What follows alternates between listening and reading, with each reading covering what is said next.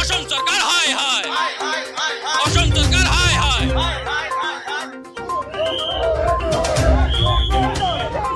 फरायसालिखौ सरकारारि गनायथि होनांगौनि दाबिजों चिराङाव माहारियारि राजा लामा होबथादों दुलाराय बिटिसि सरकारनि गनायथि जायै फरायसालि फोरोंगिरि आफादा।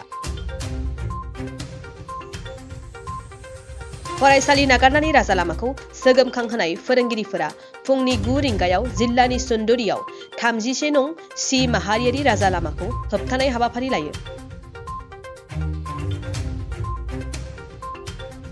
थांनाय 12 डिसेम्बर खालि फोरोंगिरिफोरा फरायसालिखौ सरकारारि खालामनांगौनि दाबिजों रेल लामा होबथानाय हाबाफारि लादोंमोनब्लाबो चिरां पुलिसनि सांग्रांथि होनायाव रेल लामा होबथानाय हाबाफारि लानो हायासै। दिनै फिन बिसोर फोरोंगिरिफोरा फरायसालिखौ सरकारारि गनायथि नांगौनि दाबिजों बेबायदिनो माहारियारि लामा होबथानाय हाबाफारि लानाय जायो।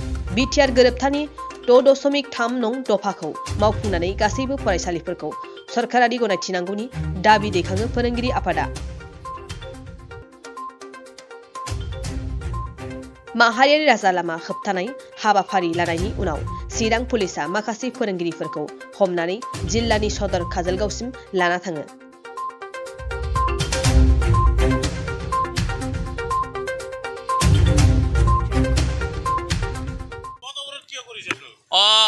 আজি আমি এই কারণে পথ অবরোধ কৰিব লগা হল। আমি অল বিটিআৰ নন প্ৰভিন্সিয়ালাইজ টিচাৰ এসোসিয়েশনেৰ তৰফৰ পৰা আমি এলানি আন্দোলন কাৰ্যসূচী লৈছিলোঁ।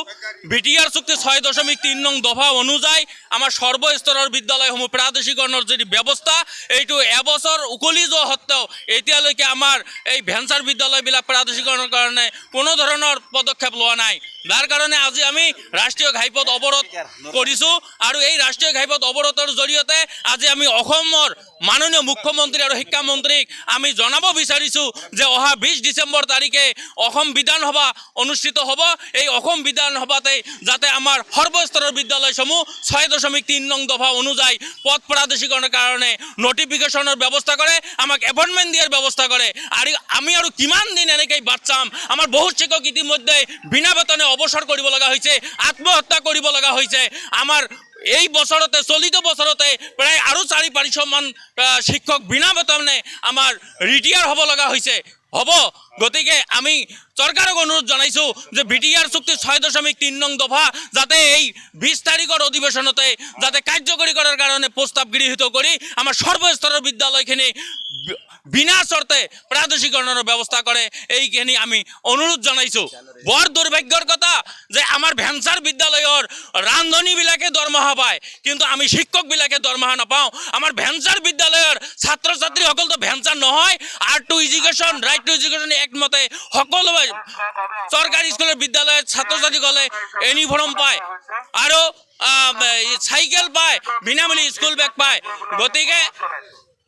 গতিকে আমাৰ ভেঞ্চাৰ বিদ্যালয়ৰ ছাত্ৰ ছাত্ৰীসকলক যাতে এইখিনি দিয়াৰ ব্যৱস্থা কৰে আমি তাৰ বাবে অনুৰোধ জনাইছোঁ। কৰোৱা হৈছে আমি বিভিন্ন ধৰণৰ আন্দোলনৰ কাৰ্যসূচী লৈছোঁ। প্ৰথমতে ধৰ্ণা কাৰ্যসূচী লৈছোঁ জিলা উপায়ুক্তৰ সন্মুখত, বিডিচি সচিবালয়ৰ সন্মুখত। আমি হুংকাৰ দিছিলোঁ যে আমাৰ সমস্যাখিনি যদি অতি শীঘ্ৰে সমাধান নকৰে তেনেহ'লে আমি অৰ্থনৈতিক অৱৰোধৰ নিচিনা কাৰ্যসূচী ল'বলৈ বাধ্য হ'ম। গতিকে তাৰ পৰিপ্ৰেক্ষিতত আজি আমি এই কাৰ্যসূচী ল'বলৈ আমি বাধ্য হৈছোঁ। কাৰণ আমি অসম চৰকাৰৰ দৃষ্টি আকৰ্ষণ কৰাৰ কাৰণে আমি এই পদক্ষেপ লোৱাৰ কাৰণে আমি বাধ্য হৈছোঁ। আমাৰ শিক্ষক হিচাপে আমিও এইটো বিচৰা নাই। আজি আমি ৰাজপথত নামাৰ কাৰণে আমাক বাধ্য কৰা হৈছে। আমি নিজে লজ্জিত হৈছোঁ। আমাৰ কাৰণে ৰাইজে সৰ্বসাধাৰণ ৰাইজে যাতে কোনো অসুবিধাত নপৰে আমিও বুজি পাওঁ, কিন্তু আমাৰ বেদনাখন আমি জনোৱাৰ কাৰণে আমি এই ব্যৱস্থা লৈছোঁ। আপোনালোকে সকলোৱে আমাক সহায় কৰক আৰু আমাৰ এই ব্যৱস্থা আমাৰ এই সমস্যাটো সমাধান কৰাৰ কাৰণে